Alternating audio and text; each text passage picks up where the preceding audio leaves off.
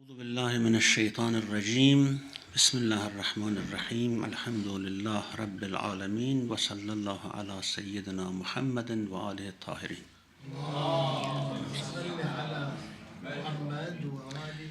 Verse number 234 والذين يتوفون منكم ويذرون أزواجا يتربصن بأنفسهن 4 أشهر وعشرا فإذا بلغن أجلهن فلا جناح عليكم فيما فعلن في أنفسهن بالمعروف والله بما تعملون خبير.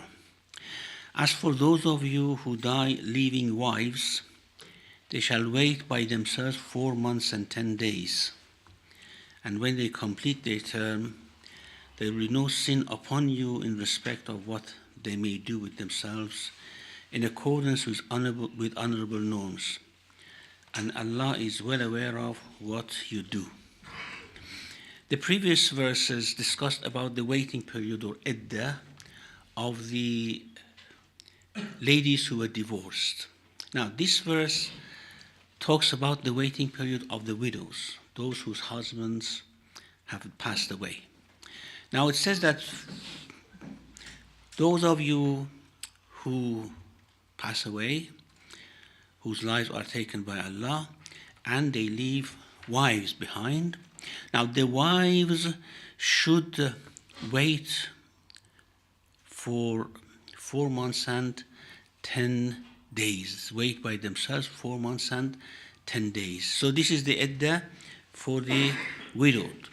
And in the iddah or waiting period of the divorcees, of course, it was different between the one who was in the age of menses, the one who wasn't, the one who for whom the marriage was consummated, the one who hadn't consummated.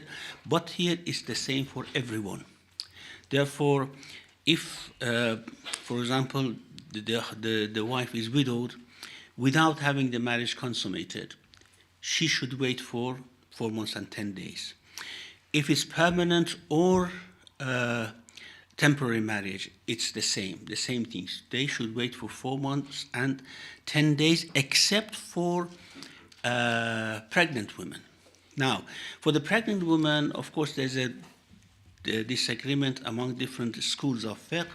For example, some Sunni schools say that the pregnant woman, as soon as they deliver, their iddah would finish. So, for example, if the husband dies now and in 15 days the lady delivers, the iddah finishes. This is the idea of the view of some Sunni schools. However, for Shia schools, it's different. It's the longer duration. So if, for example, the lady delivers in 2 months, she should wait for the rest of 4 months and 10 days. If she delivers if she doesn't deliver in 4 months and 10 days, then she should wait until she delivers. And this is the sort of combination of the two verses that وَأُولَاتُ الْأَحْمَالِ أَجَلَهُنَّ أَنْ يَضَعْنَ حَمْلَهُنَّ. That's we have in Surah Talaq, and their waiting period is until they deliver. And this one which says that the waiting period for the widowed women is 4 months and 10 days. So there's this difference of opinion among some Sunni schools and Shia schools. And then it says فَلَا جُنَاحَ عَلَيْكُمْ فِيمَا فَعَلْنَ فِي أَنفُسِهِنَّ بِالْمَعْرُوفِ. There is no responsibility. Junah may mean two things. One is responsibility, the other is sin. Here in these verses, when it says لَا جُنَاحَ عَلَيْكُمْ, it's either addressed to the family or the society in general, that you have no responsibility after that. The point is that for widowed women, usually the families feel responsibility, that they have to somehow be careful that she doesn't do anything wrong. She wouldn't marry, for example, in the first year or in the second year. And different cultures have different customs in that. For example, the Arabs, before Islam, they believed that the widowed woman should not marry for 1 year. And nowadays, in many cultures, they say, okay, before even 1 year, she didn't wait even for 1 year after her husband passed away and she married. And they feel this is bad. Now, of course, What the Quran says is that your responsibility and their responsibility is 4 months and 10 days. And after that, you should not stop them. They have no responsibility to, for example, keep themselves not marrying. And in some cultures, of course, this was even graver. For example, they buried the wives with husbands, thinking that they have to be, the wife is forever somehow hooked to the husband even after she has passed away. So here, La junaha alaykum, Allah is actually, in a metaphorical way, says that you should not, you should actually look after your business. Her business is to her, and you have no responsibility on that. And after 4 months and 10 days, the iddah is finished. She can marry ما فيما فعلن في أنفسهن بالمعروف, in whatever they do, of course in honorable terms. If they want to go out of that honorable sort of life, of course the society is responsible for أمر بالمعروف والنهي عن المنكر والله بما تعملون خبير. Of course Allah knows what you do. This sort of sentences we have all the time in these verses about talaq, about social treatment of women and the like. Now, when a lady is widowed, certainly other men would think that, okay, it's now, for example, halal for us to marry this woman. Or the ladies would think that, think of a man, or vice versa. And usually, of course, this becomes somehow difficult in terms of different men, for example, wanting to suit this lady to ask for a hand. Here it says that while she is in waiting period, you cannot directly ask them for marriage after the waiting period is finished, of course. In revocable talaq, in raj'i talaq, when, of course, the husband still has the right to revoke the talaq, it is haram for someone to suit or to ask for the hand of the lady, because the lady is still somehow attached to the husband, and it's not permissible for someone to ask for her hand. But what about the talaq or the demise of the husband, talaq in a way which is not revocable, talaq al-ba'in, like khul, for example?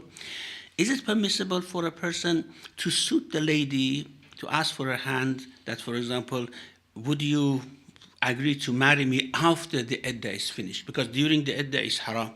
Whether it's for widows or divorces, is haram.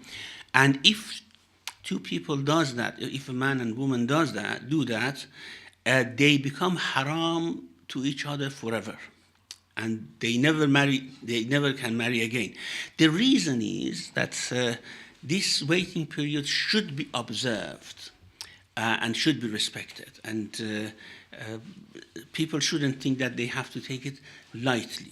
However, in the case of widows, when they have to wait for 4 months and 10 days, and in the case of kholo, where the lady should wait for 3 menses, but of course the husband cannot come back to them, is it permissible for someone to ask them, to suit them and say that, okay, do you agree that we marry after your waiting period is finished? Here the verse says that if you do that as a way of hinting, not directly proposing, is permissible. Directly proposing is not permissible, because that would create difficulties. So the verse is actually, this verse 235 is talking about that. وَلَا جُنَاهَ عَلَيْكُمْ فِيمَا أَرَّضْتُمْ بِهِ مِنْ خِطْبَةِ النِّسَاءِ أَوْ أَكْنَنْتُمْ فِي أَنفُسِكُمْ. There is no sin upon you in what you may hint in proposing to recently widowed women, or what you may secretly cherish within your hearts. No, khitbatun nisa. Khitbah is similar to khutbah, but they have two meanings. Khutbah is to preach, to speak, to preach people, and the person who does it is khatib. Khitba is to ask for the hands or to suit ladies, and the person is khatib. So the file here is different. So a khatib, or someone who suits a lady, it is permissible for them to hint. Like, for example, what's the meaning of hinting? For example, saying that, well, I have been looking for a lady with your sort of qualities. This is a hinting that I want to marry you after your iddah is finished. Or, for example, you are a very good lady and people should be honored to have someone like you as their wives. Things like this. So the Mufassirin say these things are permissible, but proposing directly that, would you marry me after your waiting period is finished, this is not permissible. However, some Sunni scholars say that hint, which is not explicit, is anything below the recitation of nikah. So proposing is permissible. This is, of course, against the view of all Shi'i scholars and, of course, many other Sunni scholars. So hinting is permissible. Now, why these things are mentioned in such a detail in the Quran? I mean, one would wonder why these things are mentioned in such a detail in the Quran. The reason is that these things are very common in the society. I mean, these things happen on a daily basis, and Allah wants to put them in a sort of frame which is acceptable, honorable to society and to families. So, La junaha alaykum, there is no sin upon you in what you may hint in proposing to recently widowed women, or what you may secretly cherish within your hearts. Now, of course, a man may think about a woman that now she's widowed, I want to marry her after her waiting period is finished. This is something which is not in the control of people. They always think in such terms, and therefore Allah says, of course, there is no sin upon these things which are not in your control, as long as you do not express them. Because when you express them, then it becomes something vulgar in society. And we have, for example, hadith about other things that may be not in your control, but the expression of them are in your control. Like, for example, hasad or jealousy. Jealousy sometimes is not in our control. It comes from the heart. Of course, it comes from a diseased heart, but the heart is like that. It comes as long as you do not express it by your action or by your words, then there's no sin on that. We have a hadith that إِذَا حَسَدْتَ فَلَا تَبْغِ. If you feel jealous, do not transgress or do not wrong others because of that hasad. As long as you do not do that, it's fine. So things like this which come to the heart, a person is not actually in control of them. Thoughts pass the heart and mind of people. Of course, one should always try to refine their thoughts and hearts so that these thoughts would not attack them or do not come to them. But if it is not in their control, they cannot do anything about them. And that is why Allah says, Alamallahu annakum satadhkurunahunna. Allah knows that you will be thinking of them. It's a natural thing. So if this is a natural thing, Allah has put it in a frame which is permissible and honorable. وَلَكِنْ لَا تُوَاعِدُوهُنَّ سِرًّا. But do not talk to each other in secret. It is not allowed for you to do that. Do not talk to each other in a, for example, secret place where no one is there, or say things that you would not say in public. I mean, in public it's fine if, for example, you say to a lady that a lady with your qualities would be desirable for me, but other things that you cannot say in public, you should not say to these ladies. As I said, it's just to put these things in frame. وَلَكِنْ لَا تُوَاعِدُهُنَّ سِرًّا إِلَّا أَن تَقُولُوا قَوْلًا مَعْرُوفًا. Except even if you talk to each other privately, you have to talk in a way which is acceptable in public as well. إِلَّا أَن تَقُولُوا قَوْلًا معروفا ولا تعزموا عقدة النكاح حتى يبلغ الكتاب أجله. Kitab means what is written on you. As we have in many other verses of the Quran, kitab means what is written. إن الصلاة كانت على المؤمنين كتابا موقوتا. Salat is a kitab, means it's written on you, is a fariza for you that you have to do it in certain times. So do not resolve on a marriage tie until the prescribed term is complete. حتى يبلغ الكتاب أجله. So until 4 months and 10 days is passed. As I said, if they do it before that time, then they will become haram for each other forever. وَاعْلَمُوا أَنَّ اللَّهَ يَعْلَمُ مَا فِي أَنفُسِكُمْ فَاحْذَرُوهُ. Now you should know that Allah knows what is in your hearts, so beware of Him. Beware of Him because He knows what is in your hearts. He knows that how you think. He knows that how you want to perform or to bring into action your thoughts. وَأَلَمُوا أَنَّ اللَّهَ غَفُورٌ حَلِيمٌ. And you should know that Allah is all forgiving, all forbearing. Now, some exegetes say that this term here, that Allah is all forgiving, all forbearing, means that all these things that I said is based on sort of overlooking what you do in these things. You shouldn't even do these things. But because we know that you are weak, we know that your faith may be affected if these things are not allowed for you, then of course Allah has allowed them. It's in a way looking at things practically. I mean, for example, in Christianity, it is very ideal that one man, one woman tied to each other forever. They cannot divorce, they cannot marry after, for example, they become widowed. It's ideal. But is it practical as well? It's not practical. And that's why we see that with such very harsh and strict rulings, society somehow breaks it and come out of the whole idea of law and things like that. So, وَأَعْلَمُوا أَنَّ اللَّهَ غَفُورٌ حَلِيمٌ. Allah is forbearing, Allah is forgiving, meaning that these things, of course, you do it because you have such desires and such things, and Allah accepts it because He's forgiving. Otherwise, ideally, yes, ideally things should be in different way. Verse 236, لا جناح عليكم إن طلقتم النساء ما لم تمسوهن أو تفرضوا لهن فريضة ومتئوهن على الموسع قدره وعلى المقتر قدره متاعا بالمعروف حقا على المحسن. There is no sin upon you if you divorce women while you have not yet touched them.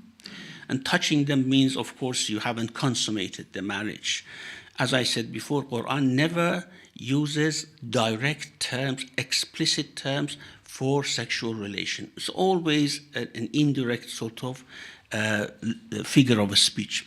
So there is no sin upon you if you divorce women while you have not yet touched them or settled a dowry for them. You provide for them the well-off according to his capacity and the poorly off according to his capacity, with a sustenance that is honorable, an obligation on the virtues. The first thing that we have to consider regarding this verse is that we know that mahr or marriage gift, here dowry is mentioned.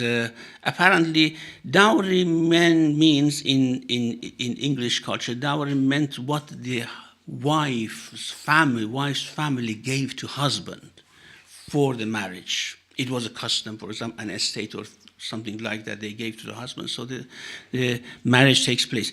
But of course, we use it for mahr as well. It means the gift that the husband should give to the wife in marriage. If the mahr is not mentioned in the formula of marriage, nikah, is the nikah acceptable or not? Now, if the nikah is temporary, no, it's not acceptable. It's void.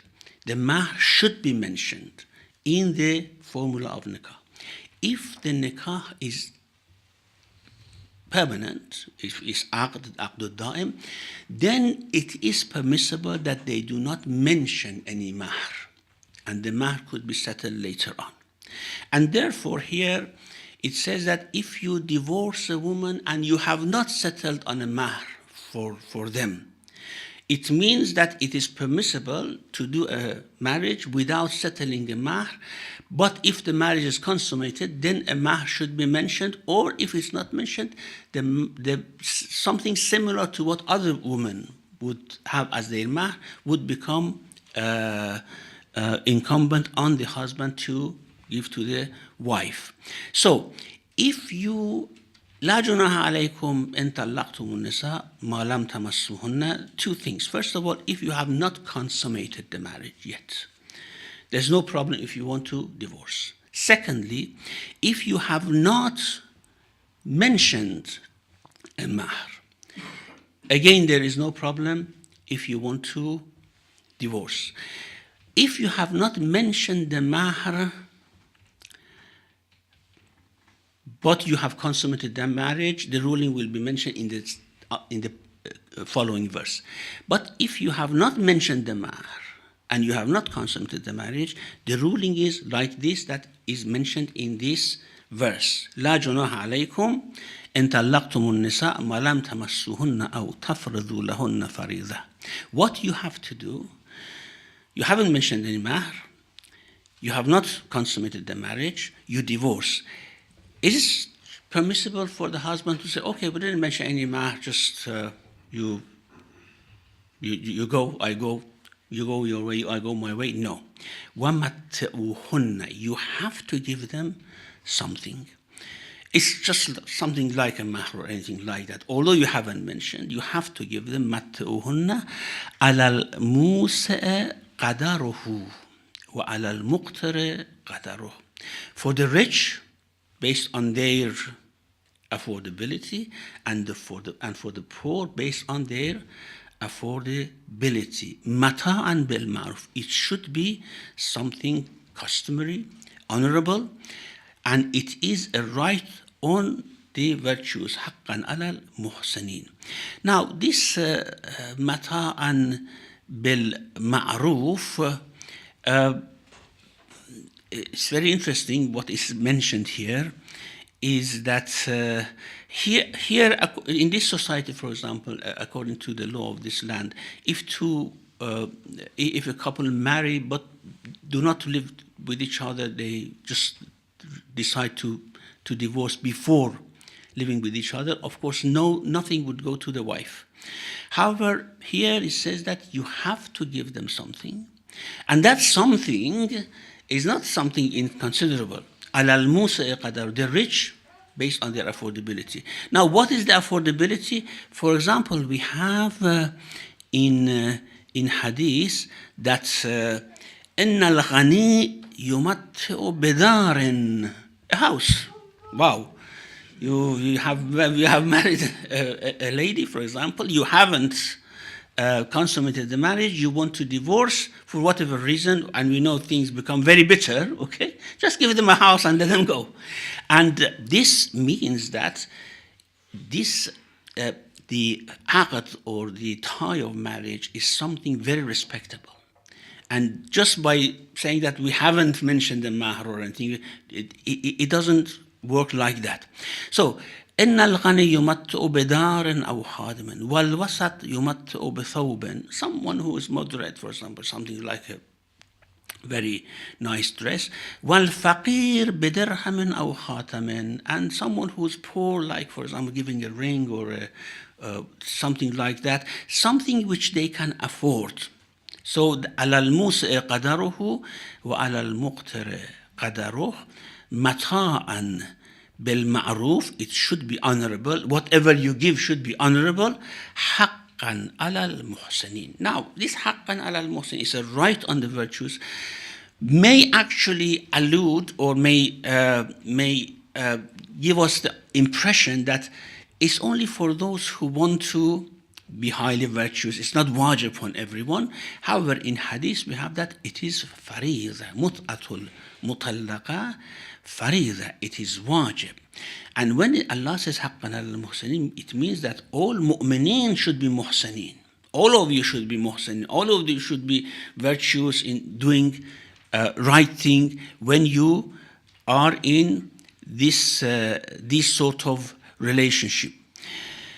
The following verse: وَإِن طَلَّقْتُمُوهُنَّ مِنْ قَبْلِ أَن تَمَسُّوهُنَّ وَقَدْ فَرَضْتُمْ لَهُنَّ فَرِيضَةً فَنِصْفُ مَا فَرَضْتُمْ إِلَّا أَن يَعْفُونَ أَوْ يَعْفُوَ الَّذِي بِيَدِهِ عُقْدَةُ النِّكَاحِ.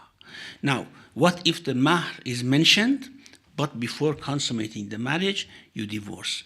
So, if you divorce them before you touch them and you have already settled the mahr for them, then pay them half of what you have settled.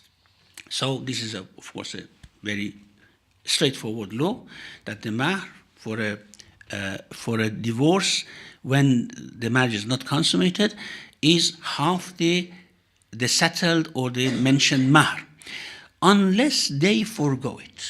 Unless if they say we don't want. We didn't live with each other. I have not come here to take your money. Or someone in whose hand is the marriage tie forgoes. Now, there is two interpretations for this. أو يعفو الذي بيده عقدة النكاح. Someone in whose hand. It means if, for example, the wife has authorized someone to do the marriage for her, as they usually do, the wali or something like that. Or if he forgoes because she says, whatever you do, whatever you settle with the husband is fine. Or the other explanation is the one in whose hand is the tie of marriage is the husband. So, and this is a stronger opinion here. So, if the wife says, I don't want the half, or the husband says, no, I pay the full.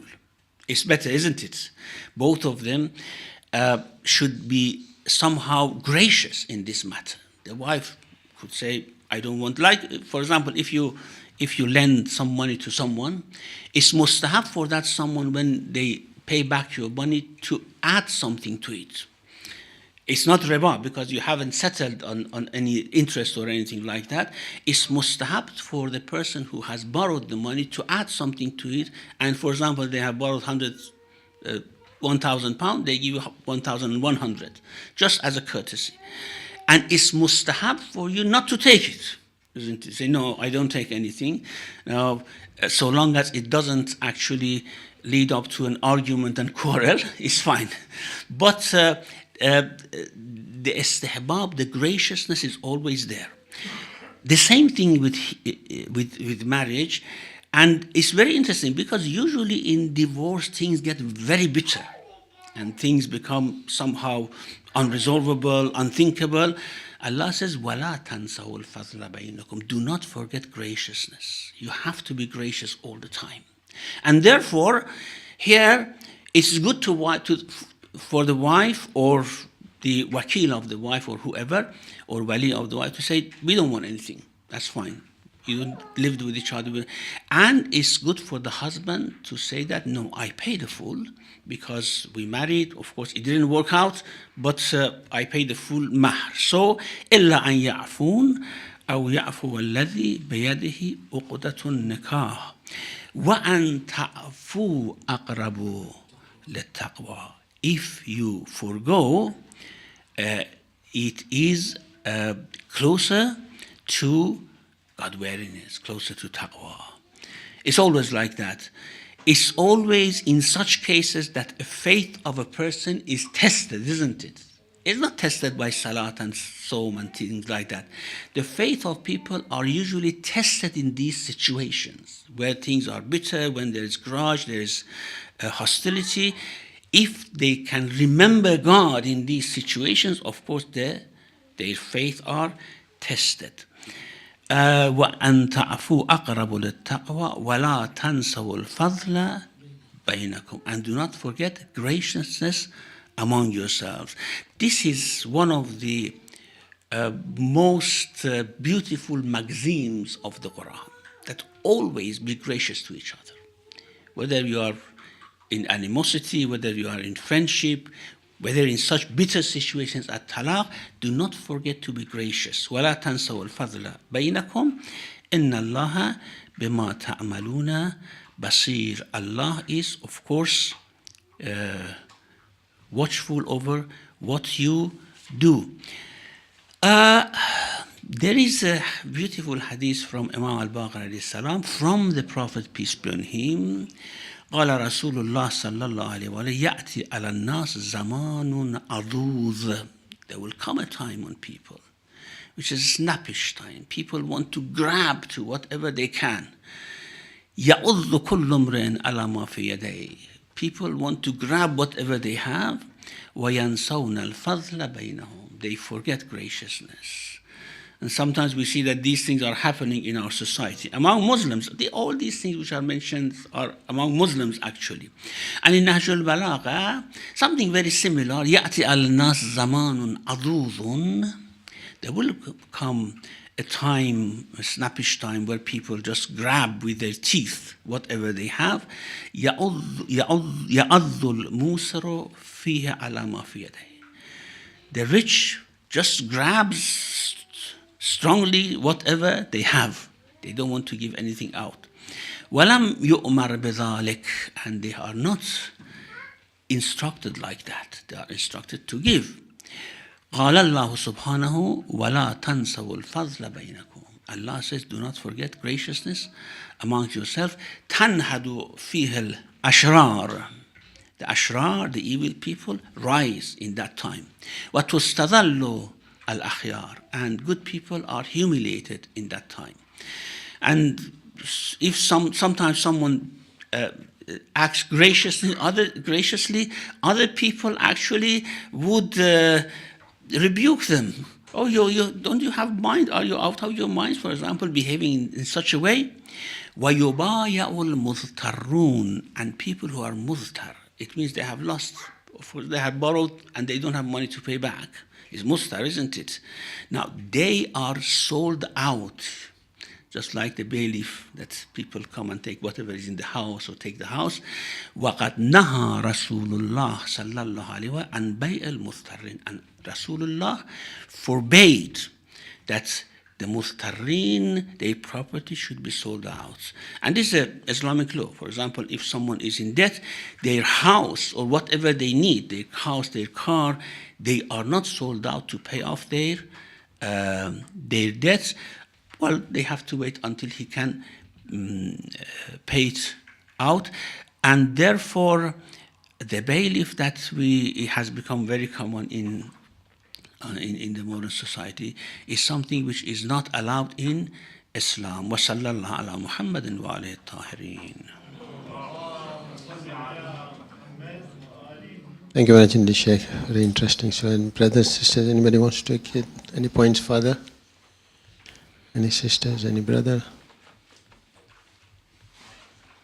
Sheikh, from the discussion I understand that when there is a talaq, when talaq takes place without consummation, then it seems there is no waiting period. Yeah, there's no waiting period. Okay, fine. Except if the husband dies, then of course there is waiting period of iddatul wafat, not iddatul talaq. Or even though they may not have been consummated. Yes. Oh, okay. Thank you. Thank you. Thank you.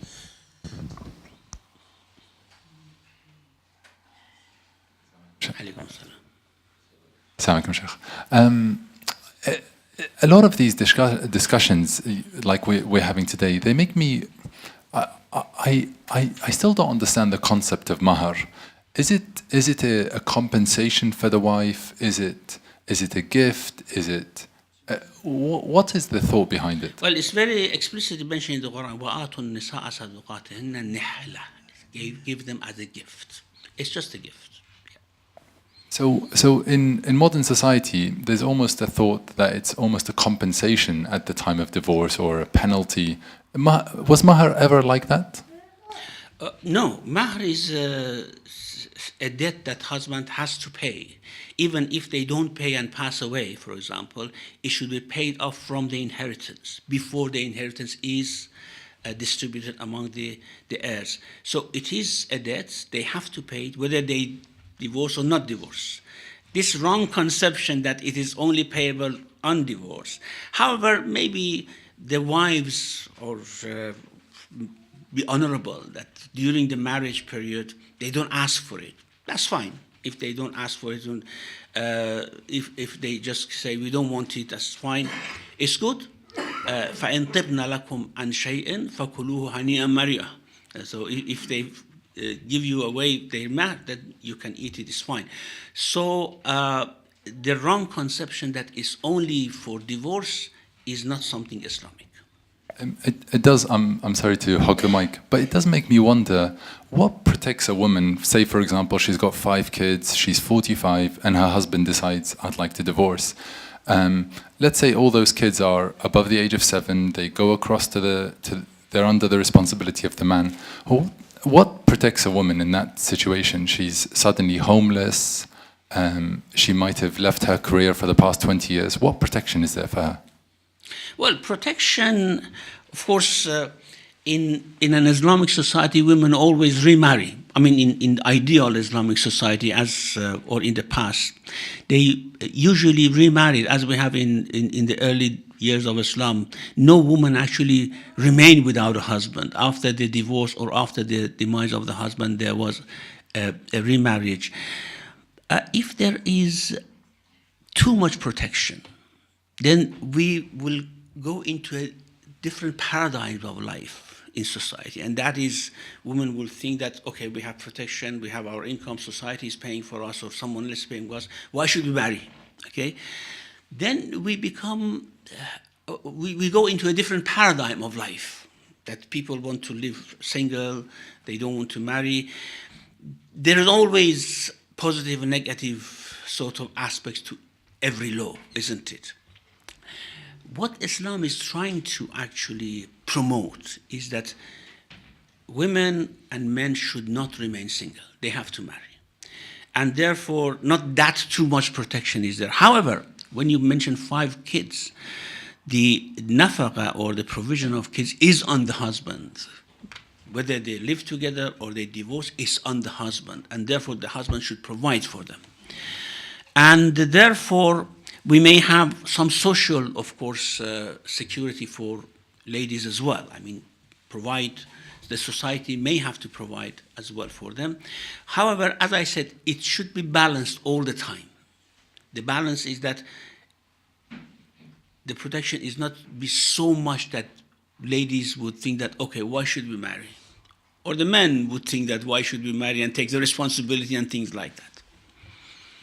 Any sisters before you go back to the brothers? No. I have 2 questions, if I may. The first one is, you were saying women always remarried, but from what I understand, the cultural taboo was if women were divorced or they were widowed, nobody wanted to marry them. Hence, the Prophet had to set examples because they wouldn't be remarried. Yes. And the second point is, what exactly is the point of a mahar? In some cultures, people don't get married because they can't afford the mahar. It's a hugely exorbitant amount. In other cultures, it's very much a token. I mean, you don't even think about it as, it's probably a couple of days' salary. Well, it should be something ma'ruf, honorable, isn't it? But how so many cultures across, Islamic cultures are so different, what is the... No, it's not Islamic cultures. These are regional cultures, you know. So, for example, Islamic culture, no one should stop a woman to remarry after the waiting period, whether it's 3 months or 4 months and 10 days. No one should stop them. But we know that cultures are different. In some cultures, it's a taboo for them to marry for life. And they say we want to dedicate ourselves to our children, for example, things like this. Although no one would realize that how difficult it may be for women to remain without husband. So, as I said, these are different paradigms of life and of social life.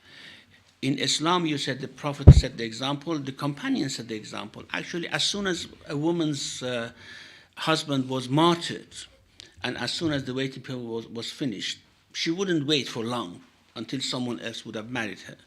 So, yes, in sort of Islamic paradigm of social life, especially in these matters, this should not be taboo, but cultures have made it a taboo, certainly.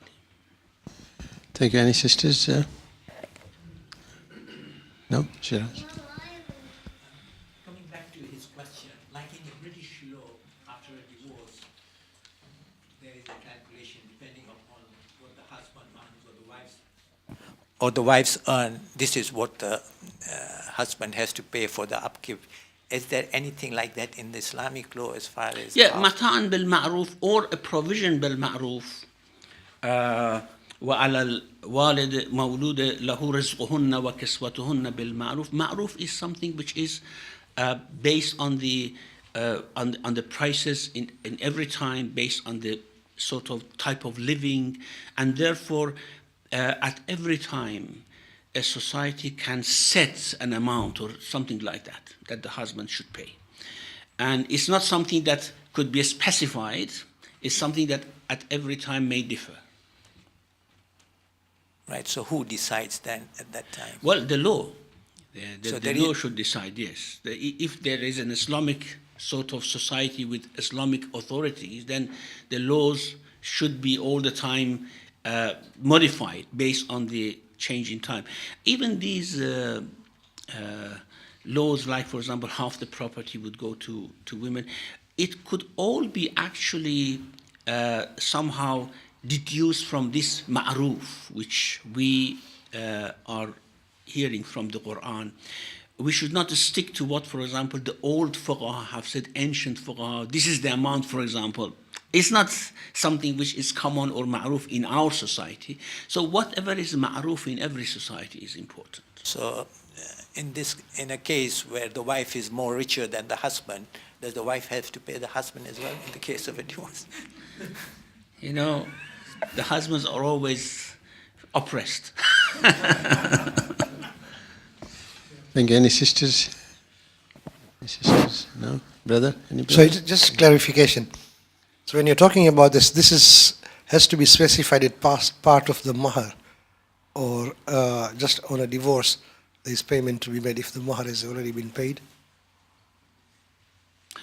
Sorry. So what Shiraz was asking about is that when you've got a divorce, so you're saying that society would decide upon what the wife would get? For example, here it says مَتِّئُهُنَّ مَتَاعًا بِالْمَعْرُوفِ. For example, if the mahar is not mentioned, you have to give something based on ma'ruf. Then the social environment, the type of life would determine what that ma'ruf is. And the provision, for example, the husband should give for the children. Again, the society or the type of living would determine what type of provision they have to give.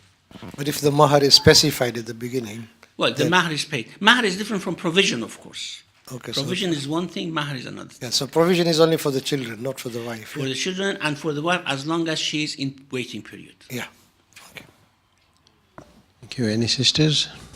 Any sisters? Anybody? Yeah.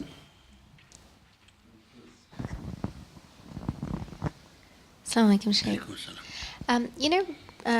In response to that first question where you were saying that the wife shouldn't be that comfortable in the sense that, that provision should sort of match, that it would encourage her to remarry, for example, so she can, have sustainability from another source.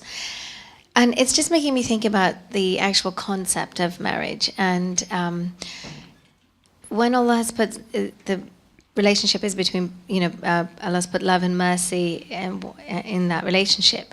So obviously the woman may not want to remarry. And I'm just wondering where we draw the line between marrying for the sake of financial security as opposed to marrying because, you want to share the rest of your life with that person. Yeah, that's true. So therefore, the wife is not really forced to marry. The law doesn't force anyone to marry. However, I'm talking about a sort of macro vision of the society. That's how we organize this institution of society to encourage people to marry rather than to encourage them not to marry. You know, our society, modern society nowadays is encouraging people not to marry because, first of all, women want their own freedom and their own independence, and men don't want to take responsibility. They can be with each other for a while and then go and without any responsibility. So, although individual, that's true. Individual, that's absolutely true, and they can decide for themselves. But when we have a sort of macro vision of society, how we want to legislate laws to encourage families, marriage life and these things, then of course we have to balance between these two things. Not that women are forced to marry because they need provision, and not to give them so much provision or give them men so much irresponsibility that they can just be with any woman without any responsibility, or women would feel that we don't want to marry because we are independent, we have our own income, or society protects us, or our family protect us, which is, all is there. What I said is that all these laws are based on promotion of marriage, on people not to live single, because that would bring lots of psychological problems on its own. So this is the important thing. Thank you. Any brothers? Any brother, any sisters? Brother, any sister? No? It seems they're still thinking. So we'll think until the next week then, inshallah. Inshallah. Shukran, Muhammad wa ali Muhammad salawat. So we continue next week. Inshallah. Yes, inshallah. Next.